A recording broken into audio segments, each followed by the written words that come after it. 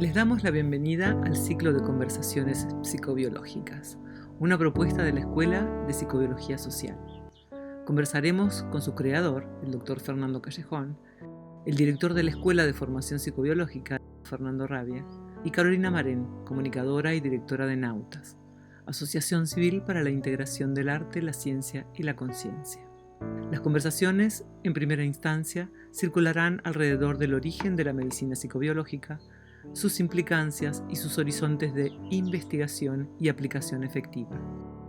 También conversaremos sobre su modalidad de formación, tanto online como presencial en la ciudad de Rosario, y en el contexto de su calidad de posgrado en la Facultad de Medicina de la Universidad de Rosario, Argentina. Tendremos el gusto de conversar con los miembros del equipo de profesionales, tutores de la formación de medicina psicobiológica, con estudiantes y consultantes cuyos testimonios nutrirán aún más la investigación profunda a la que se dedica la psicobiología social.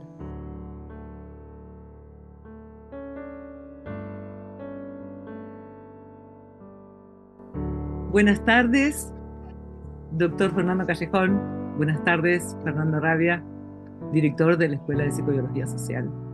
Estamos hoy por primera vez en una conversación que va a tener un poquito de especialización en lo que son las actividades de la Escuela de Psicobiología Social, que tienen ya años de práctica, de momentos en los que fue evolucionando. Y la otra opción, no tan reciente, pero más reciente, que es la posibilidad de posgrado que tiene la Facultad de Medicina de la Universidad de Rosario. Le vamos a preguntar al doctor Fernando Callejón qué sensación tiene respecto de la evolución de la psicobiología, de cómo la vivió desde el inicio de esta posibilidad, que en principio lo que yo entendí hace muchos años es que era de psicobiología y luego se amplificó hacia lo social, esa inclusión. Si podés contar, Fernando, esa evolución, si ya estaba como semilla, como germen de algo que estaba evolucionando, o fueron fases que ya lo habías concebido desde un principio. Sí, fueron fases, fueron fases. Yo en el año 95 viajé a Europa a estudiar con el doctor Hammer en un momento muy especial de mi vida, buscando ayuda. Y bueno, Hammer era el creador de la nueva medicina, en ese momento se llamaba así, nueva medicina. Yo venía del campo del psicoanálisis, había hecho muchos años de medicina rural, medicina de guardia, luego me volqué mucho al psicoanálisis y encontré en Hammer una salida que no esperaba para nada. Eh, Cuando lo conocí me impactó de tal forma que empecé a pensar que había más caminos para tomar que el tratamiento individual. Cuando volví de Europa comencé a ser un representante de Hammer en América, digamos. Él comienza a ser perseguido ya en Europa, es puesto preso varias veces, los discípulos todos también, el que no iba preso tenía que renunciar a la matrícula médica. Fue una situación muy penosa que duró muchos años y que hicieron nacer en mí la necesidad de transmitir ese pensamiento. Cuando lo comencé a hacer me encontré con algo quizás por ser argentino, estaba acostumbrado, que era la posibilidad de cuestionar cosas. Los argentinos somos muy cuestionadores, ¿no? Entonces empecé a pensar que a lo mejor había también más cosas aparte de lo que proponía Hammer. Comencé escribiendo un libro que se llamaba No es posible curarse sin aprender a vivir, dando clases por todos lados. Me moví muchísimo para transmitir el conocimiento de Hammer y era muy leal a ese pensamiento. Los cuestionamientos no eran del público, eran de mis consultantes, es decir, que se resolvían los conflictos, como decía Hammer, pero no se curaban, no se sanaban, o si se curaban volvían a enfermarse. Entonces nació en mí la necesidad de tratar de explicar que no todo era un mecanismo de supervivencia. Así fue naciendo las primeras ideas, allá por el año 2000, 2001, que escribí La lupa de la nueva medicina.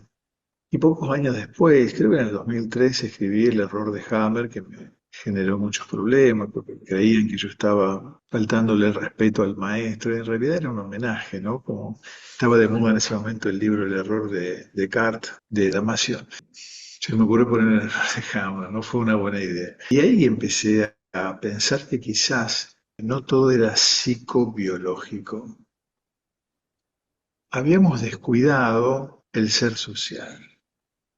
Así como Heidegger empezó a llamar la atención que se había descuidado el ser en la filosofía, yo empecé a darme cuenta de que la sociedad parecía no tener nada que ver con el origen de la enfermedad. Lo económico, forma de vidas, de las sociedades, la introducción en ese mismo momento de todo lo que fue las redes sociales, internet, y comencé a pensar que quizás faltaba una pata a lo psicobio, que era justamente la conducta social predominante, una conducta que llamaba la atención, que era egoísta, profundamente egoísta, no solidaria con el dolor del otro. Y bueno, mi formación filosófica me llevó a pensar, como decía un reconocido filósofo, que era más fácil pensar en la terminación de la vida en el planeta que en la terminación del capitalismo. Quizás gustaba pensar que podíamos vivir de otra manera. Así que más o menos, creo que en el 2010 precisamente, apareció un libro que se llamaba Introducción a la psicobiología social. Ahí apareció el primer término. Nos manejábamos con medicina psicobiológica en ese momento, porque yo tenía mis discrepancias con el pensamiento de Hammer, ya no lo llamaba nueva medicina, sino medicina psicobiológica, y apareció este término, psicobiología social, en donde lo social comenzó a jugar un rol importante. Aparecieron en mi vida personas que me ayudaron mucho a pensar en esa situación social que no era tenida en cuenta por el pensamiento cuando se hablaba de la enfermedad, ¿no? Se decía, una chica tiene HPV porque es promiscua, o después empezaron a hablar de los conflictos psicológicos, del virus, pero no se hablaba de la sociedad que tenía que ver con todo eso. Fue naciendo así, en distintas fases. Viste que la vida, Caro, te trae información cuando vos querés husmear el misterio, ¿no? Uno mete la nariz por ahí y empiezan a caer muchas informaciones. Y empecé a descubrir autores, personas, me contestaban algunas preguntas que yo me hacía. Así que empezamos a dar clases en el 2016. Yo había dejado de dar clases durante casi 10 años, que me asustó un poco el crecimiento de todo este pensamiento. La verdad que no sabía muy bien a dónde iba. Empezamos a dar clases y la gente respondió maravillosamente bien. Y los mismos alumnos también me hacían preguntas que me llevaban a cuestionar este pensamiento. Y aprendí a pensar la psicología social con mis alumnos y con mis consultantes. Cuando ellos me hacían preguntas, yo las escuchaba, no las quería responder desde un supuesto saber. Y así que fue naciendo esto, claro que hoy, como decías vos, se está transmitiendo en la Facultad de Medicina de la UNR, de la Universidad Nacional de Rosario. Se hizo la primera promoción de 2 años, ahora empieza otra, y creo que va a seguir que cada vez con más gente, cada vez con más necesidades. Los médicos necesitamos entender qué es lo que estamos haciendo. Los médicos, los psicólogos, los kinesiólogos, los farmacéuticos, los que fueran. Y en medio de todo eso, la gente que está preocupada por estos temas también puede aprender y mucho. Por eso en la Facultad de Medicina es abierta a todo público, a pesar de que no se le da el posgrado, por supuesto que el que no tiene título de grado, sí está abierta a todo público para que todos aquellos que estén interesados en este tema de la comunicación del médico con el consultante y con la sociedad, ¿no? El médico es el que cuida. Y no sé si estamos cuidando lo suficiente. Una pregunta, ¿no? Que quizás la podamos ir respondiendo en el curso de este encuentro. Después voy a pasar a preguntarle a Fernando Rabia, los dos Fernandos. Es difícil, vamos a diferenciar entre Fer Rabia y el doctor Fernando Callejón. Yo me inicié leyendo ese libro primero, la introducción a la psicobiología social, y me impactó profundamente dos conceptos que traes, o no son conceptos, pero como un rastreo que fue muy claro, de mucha empatía para cualquiera que cuando hablo de psicobiología social eh, introduzco siempre estos dos términos, son la exclusión y la explotación, que da mucha claridad a las personas para incluir esto de lo social en la afectación de su problemática orgánica, de sus síntomas y la cantidad de cosas que nos suceden por estar inmersos en una sociedad tan compleja como la que estamos viviendo. ¿Cómo emergieron esos dos términos tan precisos? ¿A Fer o a mí? Al doctor A las Callejón. dos. Luego la pregunta va a ser Ah, a bueno. Fernando. Ahora es al doctor. Acláreme, acláreme, por favor, que quedo confundido. Sí, dos términos muy fuertes, ¿no? Yo lo que veía era que había un grupo de personas que se curaban de cualquier enfermedad, porque eran enfermedades que se consideraban comunes, es decir, una gripecita, una bronquitis, una gastritis, casi todas las inflamaciones, ¿no? Y había también otro grupo, en una especie de subtipo del primero, que no se curaban del todo y permanecían como enfermedades crónicas. Claro, el asma, la bronquitis, la sinusitis, pero que no comprometían la vida de la persona. Pero había un grupo de esas expresiones que llamamos enfermedades que si la persona lo tenía era como que empezaba la cuenta regresiva, ¿no? Cierto tipo de cánceres, enfermedades degenerativas del sistema nervioso, infecciones que no se autolimitaban y que continuaban sin poder pararlas con ningún antibiótico. Y me empecé a preguntar, junto con mis alumnos, mis consultantes, ¿qué pasaba ahí? Si Hammer decía que toda enfermedad es producto de un conflicto biológico y que intenta superar una amenaza a la supervivencia, yo no veía sinceramente que en un cáncer diseminado que debutaba como diseminado, claro que las personas le diagnosticaban de golpe y tenía lesiones en 4 o 5 órganos, que en una ELA, una esclerosis lateral amiotrófica que mataba a una persona por meses o 2 años, ciertas infecciones voraces que no podía pararla con nada, tuvieran ese sentido de supervivencia. Y empecé a estudiar la conducta celular en cada uno de esos procesos, ¿no? Y observé que había elementos de la biología que eran expresión de lo que pasaba en la sociedad. Estudié los mecanismos celulares de estas enfermedades, de cáncer, etcétera, de los procesos degenerativos del sistema nervioso, y me di cuenta que los procesos celulares correspondían a los mismos procesos sociales que vivíamos. Es decir, por ejemplo, un proceso que se suele dar en ciertas enfermedades degenerativas se llama apoptosis, que ha sido traducido como suicidio celular, como que las células se suicidan, no se dan en ciertos procesos degenerativos. Había mucha apoptosis. Y en cambio en el cáncer no había apoptosis. Las células no se terminaron de suicidar nunca y seguían vivas. Después observé, qué sé yo, que se perdía en ciertas enfermedades un proceso natural que se llama inhibición por contacto, es decir, una célula que estaba creciendo, cuando tocaba una célula ya madura, dejaba de crecer, se inhibía al contacto en su crecimiento. Se perdía esa inhibición por contacto y las células, a pesar de que eran tocadas por otras células, seguían creciendo. Y las células nunca progresaban hacia la madurez absoluta, es decir, se quedaban inmaduras siempre, no se diferenciaban en células maduras. El núcleo estaba fragmentado, que la membrana se volvía impermeable y no recibía ni daba nada. Y lo empecé a ver como una metáfora de lo que pasaba en los vínculos, en las pequeñas sociedades que formamos, que son la familia, pueblos, los países, la humanidad. Y empecé a darme cuenta que pasaba eso. Lo que pasaba en la biología pasaba en la sociedad. O quizás lo que pasaba en la sociedad pasaba en la biología. Entonces empecé a pensar que podía existir un grupo de enfermedades que eran producto de la exigencia social. Claro, es decir, había que producir más, había que esforzarse más hasta el sacrificio. Entonces la célula se sacrificaba y crecía, se reproducía, pero siempre con límites precisos del esfuerzo y de tratar de colaborar con todo ese entorno social que es la célula y el cuerpo humano, es decir, el organismo humano es una sociedad. Pero había un grupo de enfermedades que las células no se explotaban como en el primer grupo, sino que un grupo de células decidían excluirse y ya no colaborar más con el resto del organismo. Y las empecé a llamar enfermedades de la exclusión. Mm.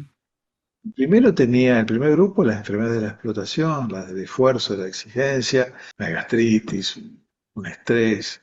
Tenían el objetivo, sí, de que la persona descansara, que la persona dejara de comer lo que comía o dejara de comerse lo que se comía. Pero el segundo grupo no parecía tener ese objetivo. Por más que descansara la persona, la enfermedad continuaba y si no se hacía algo para detenerlo, la enfermedad avanzaba. Por eso empecé a darme cuenta que teníamos que respetar también todos los avances médicos que nos ayudaban a permitir sobrevivir, que esa persona sobreviva, ¿no? Que teníamos que ser cautos en esa crítica desaforada que se venía haciendo de la nueva medicina en adelante sobre cualquier acción médica, porque muchas acciones médicas salvan vidas.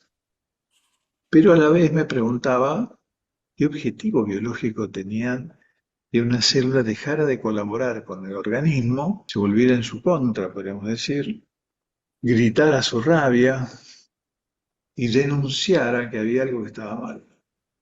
En la Argentina eran épocas de piquetes, eran épocas de queja permanente, de interrupción de la circulación. Parecía que la sociedad me quería mostrar algo, ¿no? Y uno se preguntaba, ¿no? Está bien, venía la policía, lo hacía, lo echaba, es decir, venía la medicina, los cortaba en pedacitos, les tiraba rayos o drogas, pero después volvían.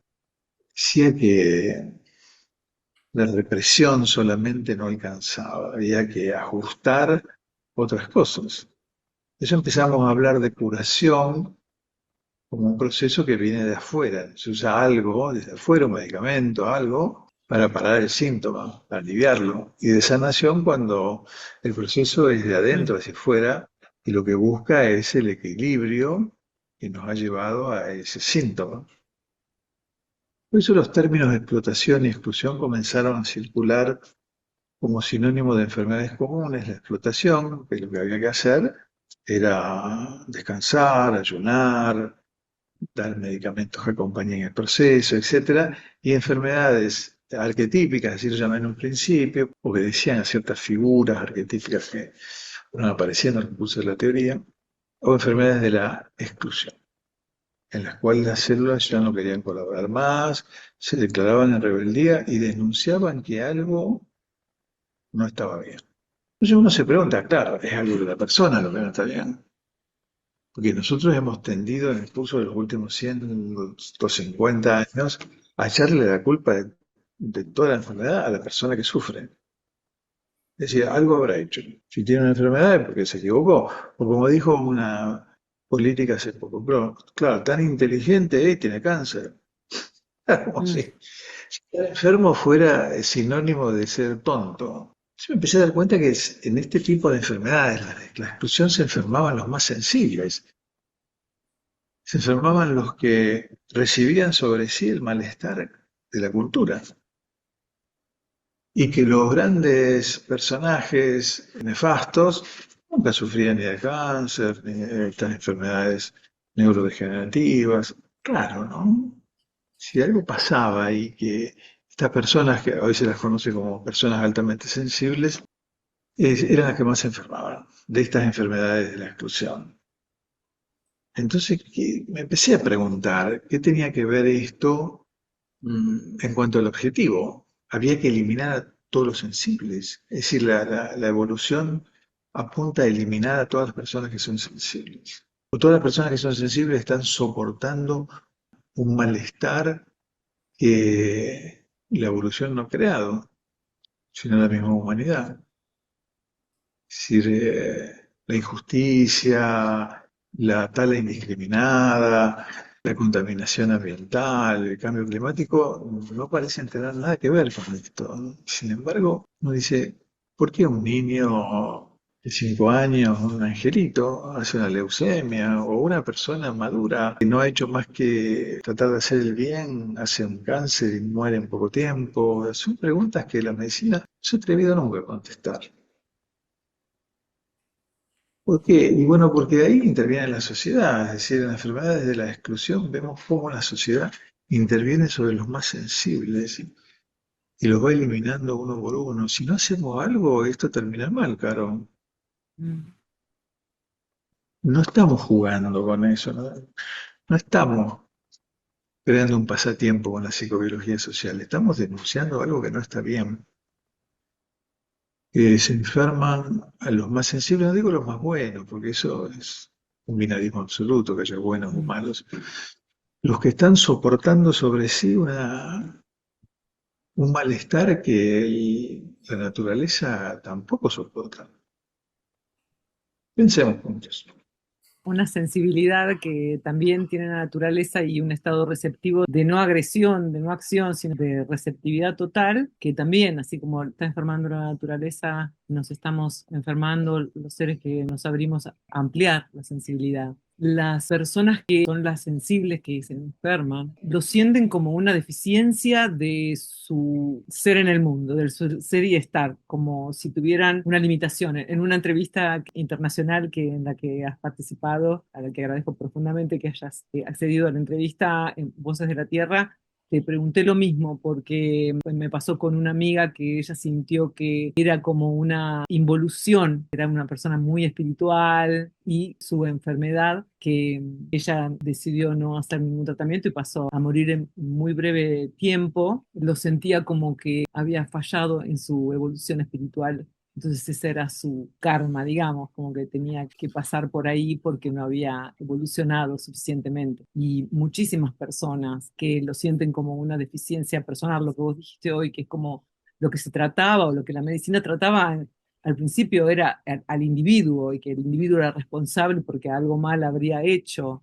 Esto de reconocer que somos trama y que estamos influenciados absolutamente por todo es nuevo realmente. Y los médicos no han tenido la sensibilidad y la humildad para preguntarse como vos lo estás haciendo hace años, que no bajás sentencias y supuestos saberes y conocimientos irrefutables y leyes, como lo ha hecho Hammer en su momento, que yo entiendo que hayas dicho el error de Hammer perfectamente por el tema de haber bajado una legislación acerca de lo que es la enfermedad. Entonces, esta sensibilidad en la medicina es algo muy necesario, por lo que agradecemos las personas que conocemos que se esté ampliando el horizonte a profesionales de la medicina ya que tienen años de profesionalismo en distintos sectores y también a gente que le interesa sobremanera actuar sobre los efectos que vive a su alrededor con las personas queridas que se enferman. Por eso ahora le quiero preguntar a Fer Rabia, que está tan implicado y prolijamente, no como yo, que estoy súper interesada, pero recién este año me voy a poner que tengo la posibilidad de ser más rigurosa con el involucramiento en la psicología social. No, cada uno a su tiempo, vamos al paso del más lento, supongo, en la evolución, así que nos vamos esperando. Le quiero preguntar a Fer Rabia qué le pasó a él, porque además compartimos un camino anterior de investigación profunda en los planos de la conciencia alterada, y después de muchos años nos reencontramos cuando ya estaba muy implicado en el estudio de la psicobiología social. Entonces quiero preguntar a él cómo fue afectándose con esta nueva Ujú. investigación. Sí, claro, así como lo describís, venía de, vos sabés bien, Fernando también, mucha gente que nos está escuchando seguramente se va a sentir reflejado en esto, en una búsqueda. ¿Cuál era el objetivo de esa búsqueda? Creo que en la de todo buscador, estar mejor, sentirse mejor, puede inventarse otros objetivos, otros propósitos, pero en el fondo yo estaba buscando eso, sentirme mejor.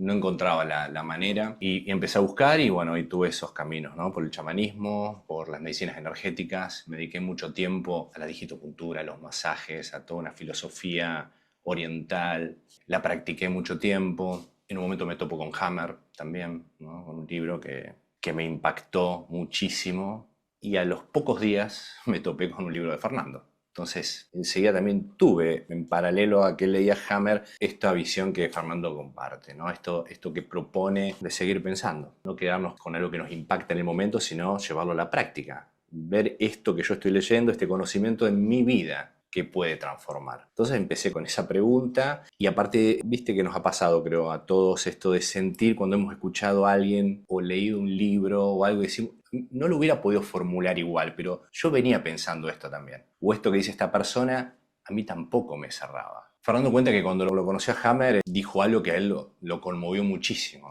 Lo escuchó decir, necesito médicos de manos calientes, ¿no? Y que eso para él fue un impacto, ¿no? Que un médico dijera eso, necesito estos médicos, ¿no? Necesitamos esta medicina.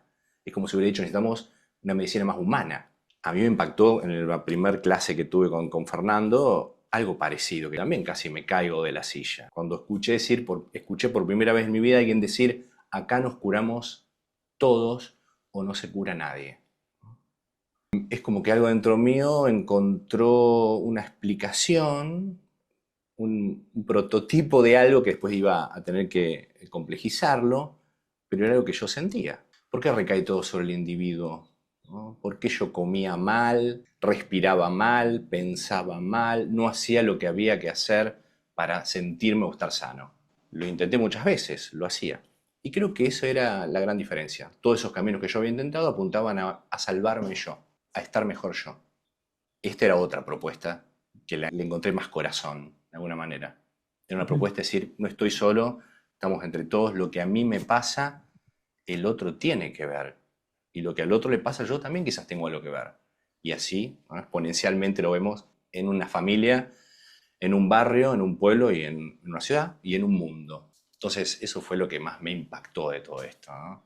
Y empecé a estudiar y a tomar contacto con esta posibilidad de lo que recién decía Fernando. Mientras tanto, mientras esta sociedad, todos esperemos, este grupo humano que somos va transformándose en algo mejor. Mientras tanto, ¿qué podemos hacer? ¿Cómo podemos ayudarnos entre todos a estar mejor? ¿Y cómo podemos ayudar a los que ayudan también? Que es algo de lo que no se habla mucho, de que nadie ayuda a los que están ayudando a otros. Y quizás son los que más necesitan ayuda. Con todo esto, involucrándome cada vez más en el estudio y en estar en contacto con Fernando, y paralelamente empezar a trasladar esto que yo iba estudiando a lo que hacía en las consultas, digamos. Entonces dejé ya de poco los masajes, las agujas, y empecé a hacer lo que la persona me pedía hacía muchos años y yo no me daba cuenta. Querían hablar, querían contarme lo que les pasaba. Y en esos relatos estaban siempre los otros. El padre, la madre, el hijo, la pareja. Y yo no quería escuchar.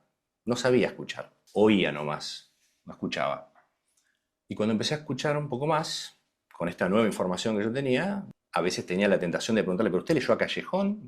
¿No? De preguntarle a los pacientes, ¿por qué me dice esto? ¿Usted leyó algo de lo que yo estoy leyendo? Que quizás estamos sufriendo todos, no porque hacemos algo mal, sino porque estamos mirando la realidad de una manera que nos enferma. Y en esa mirada podemos hacer mucho, mucho más que lo que creemos, ¿no? Todo eso me sigue apasionando hasta el día de hoy, por lo que empecé a experimentar conmigo mismo, ¿no? Que así empezamos todos en esto, a pasar esta teoría, esta práctica por uno mismo. Porque si uno tiene el objetivo, sobre todo, muchas personas no quieren hacer esto por una transformación personal, pero muchos quieren transformarse para ayudar al otro. Y nos damos cuenta que algo fundamental, la propia transformación, para poder ayudar al otro. Porque el otro se da cuenta si yo le hago un cuentito, ¿no? Y yo también pasé por eso, por decirles cuentitos a las personas que a mí me cerraban, pero que no había experimentado en mí. Mucho tiempo me involucré en los derivados, que fue, por ejemplo, ¿no? Las derivaciones de la medicina, lo que se llamó la nueva medicina, o lo que se llama, le vamos a llamar la medicina de Hammer, la descodificación, la interpretación de los conflictos. Lo estudié, lo practiqué, pero encontraba que no había solución. Se solucionaba el conflicto, o la persona hablaba de lo que le pasaba, pero parecía que el cuerpo, la biología, iba por otro lado. No se acomodaba a esta nueva descripción. Y en la psicobiología social encontré esta unión. Podemos hablar de lo que pensamos, de lo que sentimos, de nuestros vínculos y sobre todo el más importante que tenemos todo, que es el vínculo con nosotros mismos. Y ahí es como si el cuerpo reaccionara, es como si nuestras células, nuestro cuerpo dijera, por fin nos están integrando de una manera saludable, vamos a decir. Por fin nos estamos integrando. Así que en eso estamos, Caro, y intentando crear algo por las personas que se acercan a todo esto, poder darles un marco de estudio, de práctica, en lo que es la formación que estamos haciendo ya hace varios años, que es completamente online, donde cualquiera lo puede hacer desde cualquier lugar. Tener encuentros semanales con tutores que lo acompañen en este proceso e involucrarse de una manera profunda, no superficial. Así que en eso estamos muy contentos. Qué bueno, ya me integraré a este cuerpo social que es Ya estás. doctor Fernando Sí. Callejón. Si te despertó algo, lo que estás diciendo, o para decir algo de lo que dijo Fer. Oh, sí, me despierta siempre que lo escucho a Fernando que yo creo que Fer es un gran docente y transmite lo que ha aprendido justamente porque lo ha pasado por su cuerpo, por su vida, por su cotidianeidad. Y si no ha aprendido un método. Krishnamurti decía que los tres grandes enemigos de la humanidad eran el método, el tiempo y el esfuerzo, ¿no? Porque Decía que cuando uno quería transformarse necesitaba aprender un método, eso le llevaba tiempo y un gran esfuerzo, entonces no lo hacía nunca. Que había que reemplazar la pregunta de cómo hacerlo por cuándo hacerlo. Creo que Fer es una especie de ejemplo de todo eso, ¿no? Él se involucró hasta el extremo de poner el cuerpo, claro, y cambiar su vida y transformar su cotidianeidad, con todos los obstáculos que todos tenemos. Somos seres como cualquiera, que tenemos las mismas necesidades que cualquiera. Necesidades de todo tipo, físicas, económicas, afectivas. Y quizá la diferencia sea que nos estamos esforzando porque nuestros actos no avergüencen a nuestras palabras, ¿no? Y no queremos enseñar un método, queremos transmitir nuestra propia transformación. Y Fer es un ejemplo de eso, ¿no? Es además un gran amigo Mm. en el que puedo confiar. Como todos los que se han ido acercando, hemos formado un grupo que cada vez que nos encontramos es una fiesta, ¿no? Es una fiesta porque nos queremos, la pasamos bien y nos transmitimos nuestras preguntas, nuestras dificultades. Pero eso no van a encontrar en estos encuentros que hacemos, en estos cursos que hacemos, alguien que se pare y les diga, ustedes tienen que aprender que si tienen una gastritis, pues nosotros hago algo, y si tiene un hemorroide porque no saben de poner el culo. No, no es eso lo que venimos a hacer. Venimos a transmitir qué nos pasó a nosotros para que estemos tan comprometidos con la transformación, no solo nuestra, sino del mundo. Nosotros venimos a hacer una revolución. Ojalá que no se entere mucho el sistema, porque nos van a empezar a correr. Pero nosotros queremos transformar la vida en la Tierra. No queremos que aprenda un método y se lo lleve a su casa y diga, mira qué método lindo que tengo para impresionar a la gente. Queremos transformar la vida sobre la Tierra.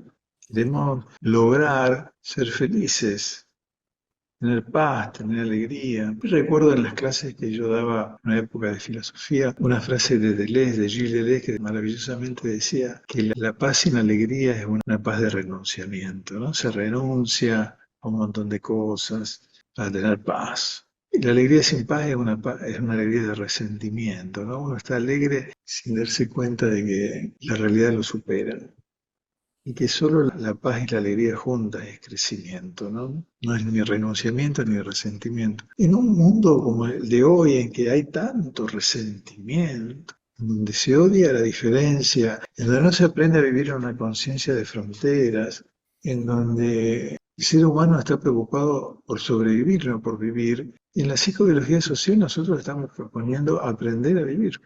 Ujú. ¿Por qué? ¿Porque te va a sanar de todas las enfermedades y te va a hacer más feliz? No, porque nunca nos enseñaron a vivir.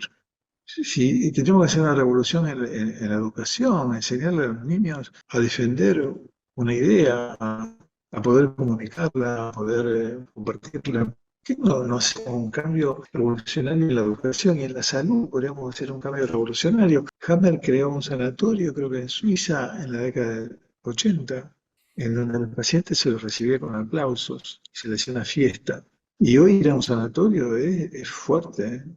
Es saber que te van a retar, que te van a tratar despectivamente, que te van a poner un trajecito donde se te ve el culo atrás, donde van a decir que van a hacer una cosa y no la hacen. Es fuerte. Y es fuerte ser médico, como dice mi querido amigo Marcelo Mariño, hay que tener huevo para ser médico hoy, ¿eh? Porque es difícil ser médico hoy. Te averiguan dónde vivir, te averiguan todo y te van y te pegan. Y yo tenía 25 años, me acuerdo que hacía guardia y cuando entraba al hospital se paraba la gente para saludarme. Ha cambiado mucho todo. Y queremos hacer una verdadera revolución en todos esos ámbitos. Y creo que Fernando es una expresión de esa revolución que queremos hacer, ¿no? Porque él ha entendido la consigna y no se trata de aprender un método ni de tener un título colgado en la pared. Eso es la psicología social. Una nueva definición, no catedrática. Tener los huevos bien O puestos. los ovarios bien puestos, Bueno, ¿no? Porque no varios. vamos a hacer cuestión de género Perdón, acá. no quise ser misógino, no quise ser. Son como lo mismo, pero para adentro del organismo. Esto que dice Fernando nos pasa con nosotros, que personas que vamos a tener en nuestros próximos encuentros, ¿no? Vamos a conocer a otros médicos, terapeutas, personas que ya hace muchos años que están involucradas, así como nosotros en estos temas. Y son médicos muchos, ¿no? otros no. Pertenecen al ámbito, son profesionales de la salud. Y hay algo que a mí me viene pasando hace ya unos años cuando estoy en contacto con ellos y los veo. Ojalá uno piensa que mucha gente, muchos médicos, muchos terapeutas, personas que quieren ayudar al otro, en definitiva eso es el punto en común de todos, tengan esas características de apertura y que respetan este lema que tenemos en la psicobiología social, que es el ACE, la amorosidad, el compromiso, la esperanza y la H ahí de humildad, que tendría que ser la H grande ahí en ese ACE, ¿no? Entonces uno cuando está en contacto con estas personas dice, qué lindo, ¿no? Si a mí me pasa algo, tener a alguien así al lado, ¿no? Tengo un problema de salud o un problema vincular, qué lindo es tener la posibilidad de tener un interlocutor, alguien que escucha y que tiene estas características, que me va a tratar con amorosidad, no que me va a agarrar a los besos y a los abrazos, sino que trato esa amorosidad en el vínculo, ese compromiso, sentir que el otro está al frente mío, comprometido a ayudarme, a que juntos vamos a salir de esto que me está pasando a mí, pero que el otro ya empieza a sentir que es algo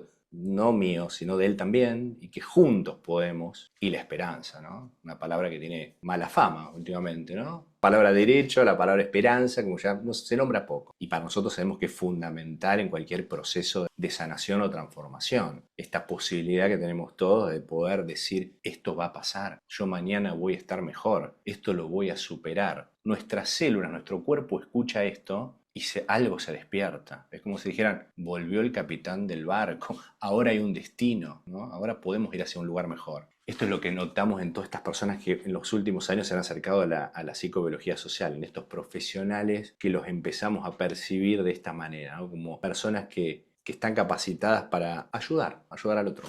Los vamos a ir conociendo, es una alegría muy grande. Entre las cosas que decís, Fer, que creo que lo hablamos y también lo he hablado con el doctor Fernando Callejón, que es esto de la esperanza. Depende de uno, de dónde venga y cuál sea el contexto y el acervo filosófico que tenga, pero la esperanza siempre para mí fue cuestionada como algo que es algo del futuro y que era para mí muy importante asociarlo con la palabra confianza, pero la confianza es presente, es ahora, es como confiar en un alguien, en esto que vos traes respecto de lo que es posible encontrarse con un otro que no marca esa diferencia del otro, incluso el tema de ayudar a otro, cuando se borran esos límites y estás en el otro ayudándote y algo como realmente mutuo, que siempre me encantó esto del doctor Fernando Callejón que traía como que realmente la cantidad de respuestas y todo lo que le estuve consultando hace años ya en distintas entrevistas acerca de cómo era el proceso de evolución de esta investigación profunda, amorosa y revolucionaria que están haciendo con la psicobiología social y que fue acrecentándose con la información que le traía el consultante. Una información profunda que nos trae el otro y un otro que es un reflejo, las células espejo. Nos mencionó Fernando en su momento. Estás definiendo lo que me faltó antes, hablar de la humildad y lo acabas de hacer. Palabrita que no profundizamos antes de ese lema. La falta de humildad que muchas veces encontramos no en los profesionales de la salud, en nuestra vida cotidiana, en todos lados, ¿no? Fernando también es un escritor de obras de teatro y de cuentos, y no únicamente se dedica a escribir sobre todo esto, es la investigación. Nos escribía obras de teatro que hacíamos durante los cursos, durante las formaciones. En las escenas se podía ver esto que todos observamos o escuchamos a nuestro alrededor que ocurre en un consultorio o que ocurre en la entrada de un hospital o de un sanatorio. Y había escrito una que yo era el doctor Piedra. Y sí, me acuerdo. Y era una obra donde podíamos ver todo esto, ¿no? Medio grotesco, pero era muy tremendo percibir, yo mientras lo actuaba, en el público, ¿no? Estas risas que por momentos se querían transformar en llanto, porque todos se sienten que hay algo ahí de lo que estábamos mostrando que o habíamos escuchado o lo vivimos. Esta falta de humildad muchas veces encontramos en el profesional, que ni te pregunta el nombre o que ni te mira, donde uno desaparece, ¿no? Donde la persona desaparece. Solo queda la enfermedad, solo quedan tomografías, los análisis y la ficha. Bueno, Fernando viene enseñando durante hace tanto tiempo y en la formación que hacemos y en el posgrado, los médicos están queriéndose acercar a esta posibilidad. Sienten que algo les falta y creemos que es muchas veces practicar, porque no lo conocemos, este lema, que puede ser más sanador que muchas indicaciones que se hacen en una receta. Qué alegría cuando me enteré, por ejemplo, que profesionales de muchísima responsabilidad, jefes de oncología y todo, han tomado cursos con el doctor Callejón. Pero es que son personas maravillosas, no estamos hablando contra los médicos, estamos denunciando un sistema. yo empecé a escuchar hace muchos años, me venían a ver muchos chicos recién recibidos de médicos que decían que no querían ejercer la medicina. Fue como una seguidilla, personas recién egresadas o tenían 1 o 2 años, decían, no, yo no quiero ejercer la medicina. Y yo escuchaba, ¿no? El esfuerzo de 6, 8, 10 años, económico, mental, emocional, de repente llegar y tirarlo por la borda. Es más frecuente de lo que creen, ¿no? Mucha gente quiere llegar a ese logro, recibirse, pero después no ejerce.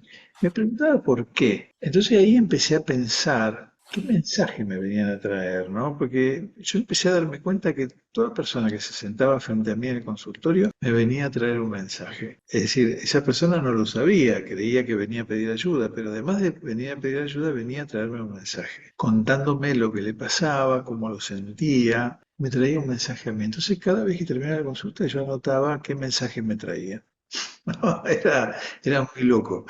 Me empecé a dar cuenta de eso, ¿no? De que me traían un mensaje. Esto en que se ha convertido la medicina no es la medicina. Yo tengo una frase de cabecera de Voltaire, que es un inventor de frases de cabecera, como sabrás, que dice, la verdadera función del médico es mantener al paciente de buen humor hasta que la naturaleza lo cure. Esta me parece una frase excelente, ¿no? Porque si logramos mantener al paciente alegre y en paz, claro que se va a curar. Pero el tema es que no lo mantenemos en paz. Le damos todo tipo de estudios, lo estresamos, le hacemos muchas trampas. Sí, el mensaje era ese, ¿no? Si cambiamos la medicina, si en vez de que los que ejercen la medicina se convierten en comerciantes, en empresarios, en técnicos, que van a ser reemplazados pronto por la inteligencia artificial, seguramente, y pasan a ser un grupo humano que no va a poder ser reemplazado jamás por la inteligencia artificial, que siente lo que siente el otro y le devuelve algo que lo haga encontrar el equilibrio. Al empezar a escuchar ese mensaje e interesarlos a ellos, casi todos terminaron haciendo los cursos, ¿no? Y encontraron su camino. Porque la idea también no es que solo aquellas personas que quieren transformar su vida hagan estos cursos, sino que los médicos que quieran ejercer una medicina realmente revolucionaria. Revolución significa volver a dar vueltas, ¿no? Ujú. Lo usó Copérnico para hablar de las vueltas, de las órbitas. Es volver, revolver.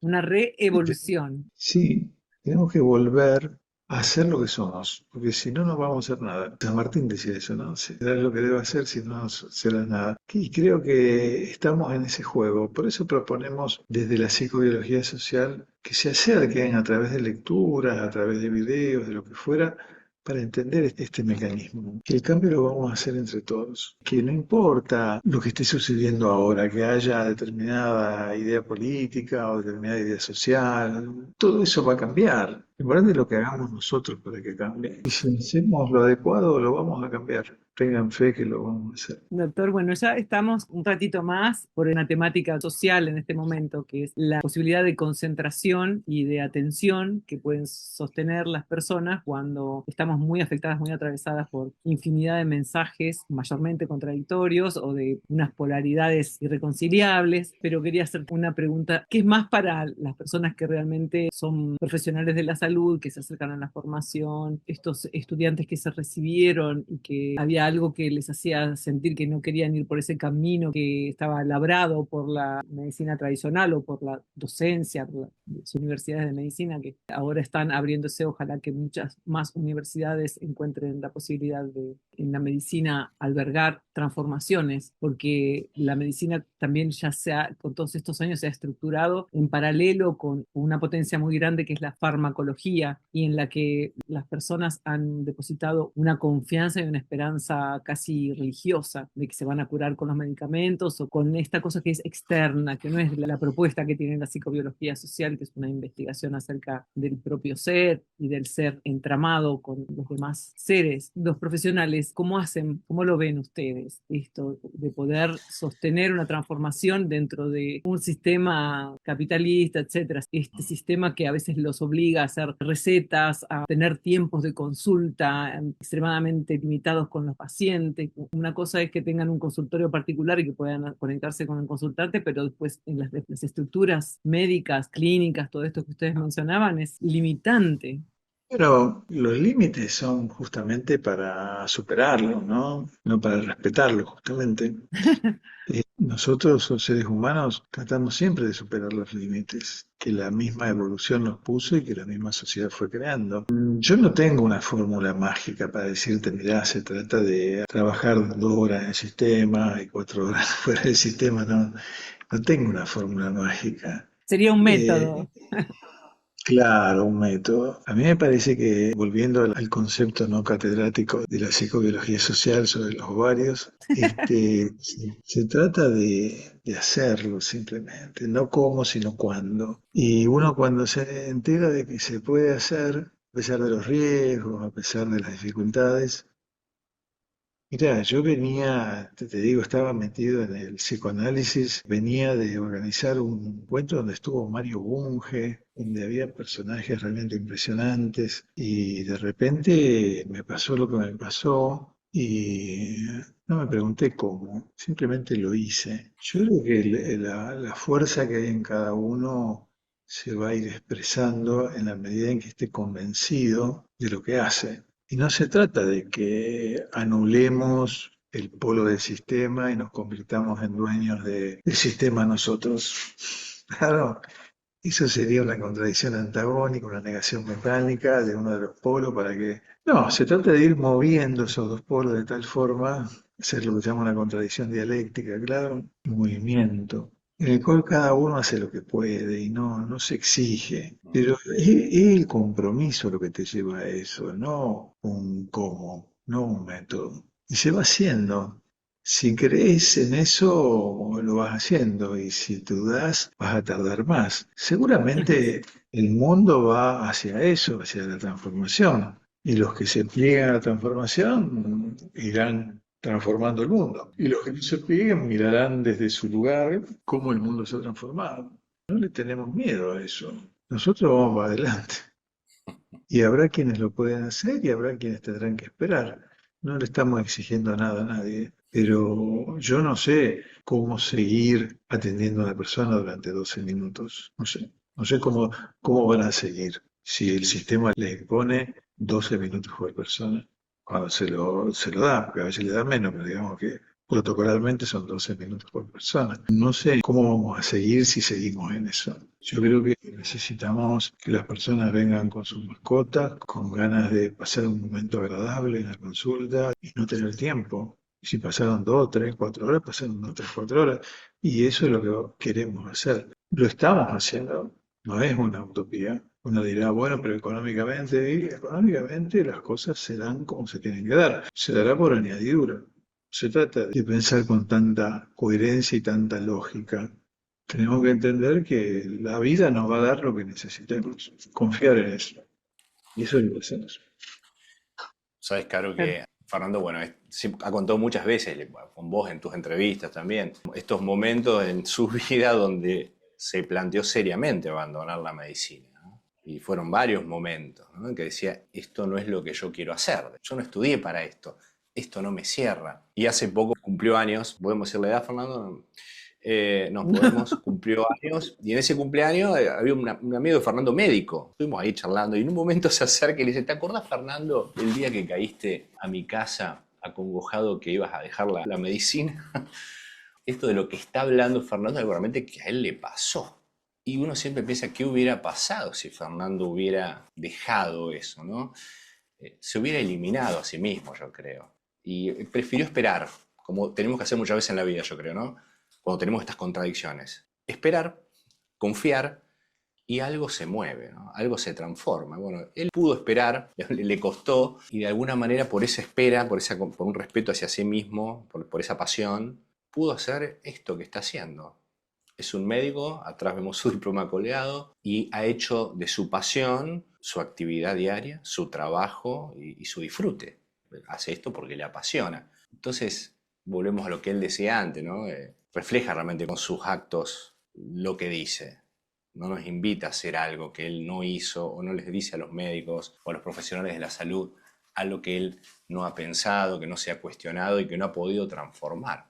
Y también pasa algo curioso, que tenemos que introducirlo, yo creo también. Todo esto que estamos hablando del ámbito de la salud, de los profesionales de la salud, son dinámicas que también observamos en lo que se consideran las medicinas alternativas, por ejemplo, que vemos que tienen muchos puntos en común, donde también encontramos al doctor Piedra, no en el hospital, en el sanatorio, sino en estas técnicas o en estos abordajes, donde también se trata a las personas muy parecido, con un tiempo limitado en la consulta, donde sentís que te dejan muchas veces a la buena de no sé qué, ¿no? En una sola consulta te tiran con un bagaje de cosas donde vemos que muchas veces las personas salen peor de lo que entraron y donde después no tienen ningún tipo de contención. Yo lo he visto esto también, por eso esta falta de amorosidad, de compromiso, esperanza y humildad no está únicamente en el sistema médico, sino también se está colando y está siendo sustituido, reemplazado por una palabrita más generosa, más amorosa, que es lo integrativo, que es lo que sea, pero donde también se siguen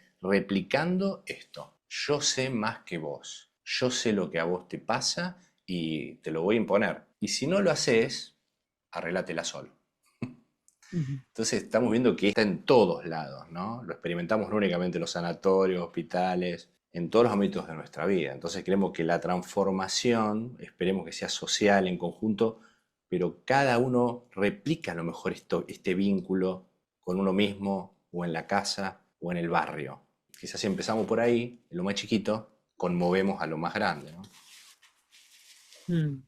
Otra de las cosas fascinantes que encontré a lo largo de las conversaciones que me ha concedido amorosamente el doctor Fernando Callejón es que hay todo un desarrollo y un despliegue de lo que son las personalidades que fue también evolucionando a un nivel cada vez más profundo que da lugar después a una combinatoria. Esto lo vamos a ir viendo en otros encuentros, incluso con otros invitados, tutores, profesionales del grupo de posgrado, pero esto de las personalidades psicobiológicas, una sola introducción, por favor, porque tiene una riqueza de renovación que lo comparo con lenguajes sagrados de la astrología, con proceso, con el eneagrama, porque he encontrado similitudes increíbles, unas semejanzas en las definiciones, sobre todo de las personalidades, que me gustaría ahora una breve introducción y continuar en una profundización más hacia adelante.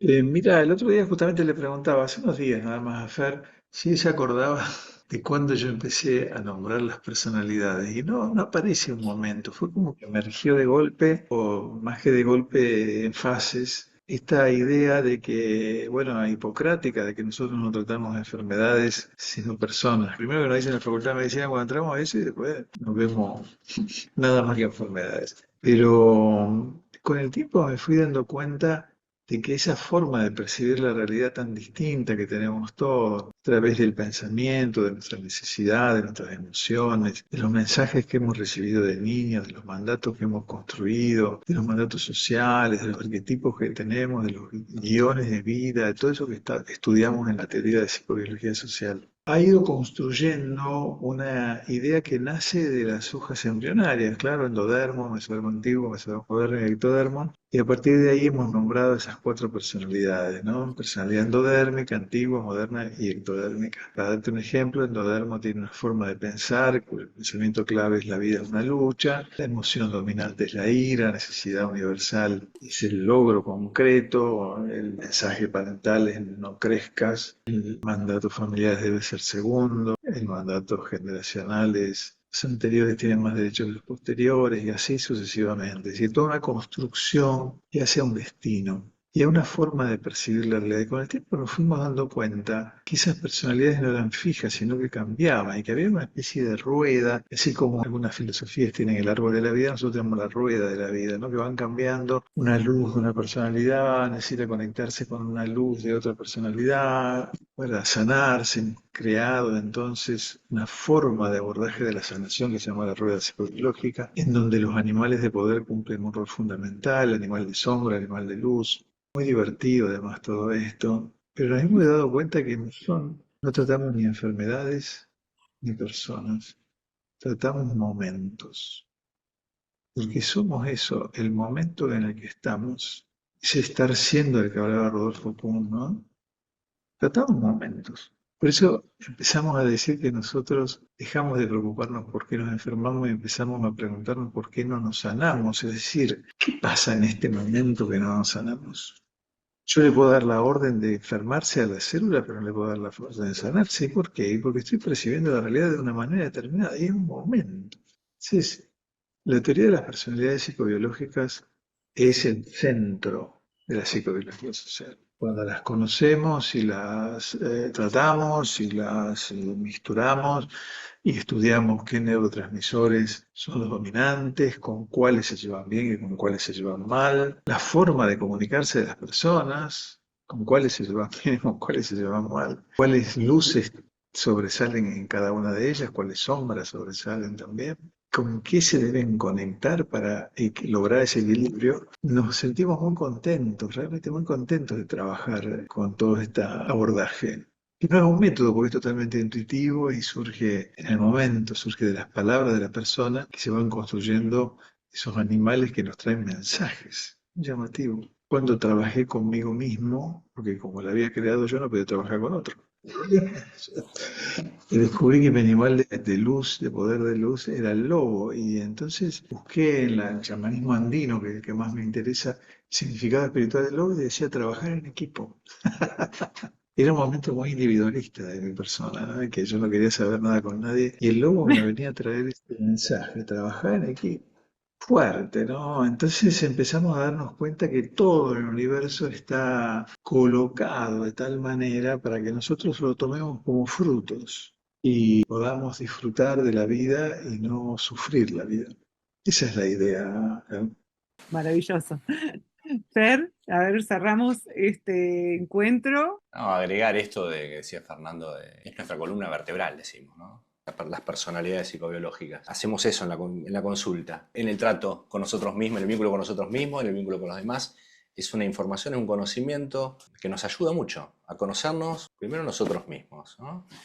Y después a los demás. Y ese conocimiento trae agregado también la posibilidad de qué hacer con eso. No únicamente conocerlo, sino cómo moverme, con qué luz me tengo que conectar, de qué sombra me tengo que alejar en la que estoy siempre cuando estoy sufriendo o sufriendo algún síntoma. Entonces se transforma en algo dinámico, una propuesta de movimiento. Interactivo con el Claro. consultante. No es como una descripción de una imagen de tomografía que es descriptiva solamente y que después vas a saber quién lo analiza eso, ¿no? Lo asocio a esta idea de que como si tuviéramos una caja de herramientas, cada uno en su casa, llena de polvo, hace años que está ahí, ya no sabemos ni lo que tiene. Y conocer la personalidad propia, todas las personalidades, esta teoría, esta práctica, permite agarrar esa caja y darnos cuenta que siempre tuvimos recursos, herramientas propias que no usamos, que no las conocemos, que no las tengo que incorporar, aprender, las tengo empolvadas en un rincón. Esta propuesta, bueno, es esa, desempolvarla, mirarla, empezar a usarla y darnos cuenta que usando esa herramienta se mueve toda nuestra estructura. Se va a mover nuestra biología, nuestras emociones, nuestros pensamientos, nuestros vínculos, moviendo la rueda. Viste que las ruedas no hay que empujarlas mucho, simplemente a veces tocando en un lugar esa rueda empieza a girar. Vemos los resultados también de esto, lo que ocurre en las personas que empiezan a conectarse con sus luces en esa rueda y empiezan a alejarse de las sombras. Los resultados son esto que antes hablábamos, nada estrambótico, nada espectacular. Encuentran más tranquilidad, más paz y más alegría en sus vidas. Que es lo que buscamos todos, claro. Yo siempre les hago un truco, ¿viste? A los consultantes. Decía, hacé de cuenta que está Aladino acá, les decía yo. Pedile todo lo que quieras, lo que deseas, que juguemos. Y enumeran todo lo que nosotros queremos, ¿viste? La mayoría. Salud, dinero, bienestar, viajar, todo eso. Después de enumerarme la lista, yo les decía, hagamos de cuenta que eso ya lo tenés. ¿Qué sentirías? Y todos, palabras más, palabras menos, dicen lo mismo. Estaría más tranquilo y más contento. En definitiva, todos estamos buscando paz y alegría en nuestras vidas. Lo que nos damos cuenta es que a lo mejor está más cerca que ganarse la lotería, que irse de viaje, o tener dinero. Está en nosotros eso. Una necesidad que podemos reclamar los satisfactores de eso. Reclamémoslo. Está quizás más cerca de lo que creemos. Entonces, quedamos así. Vamos a tratar de conectar con esta nueva y profunda investigación que es la psicobiología social. Tengo una gran alegría ya en este momento. Vamos a compartirla Vamos a potenciar. de un modo más eficiente y amoroso. Así que, caballeros, Muchas gracias, Caro. muchas gracias a Con estos ustedes. encuentros. Pero claro, nos despedimos. Muchas gracias.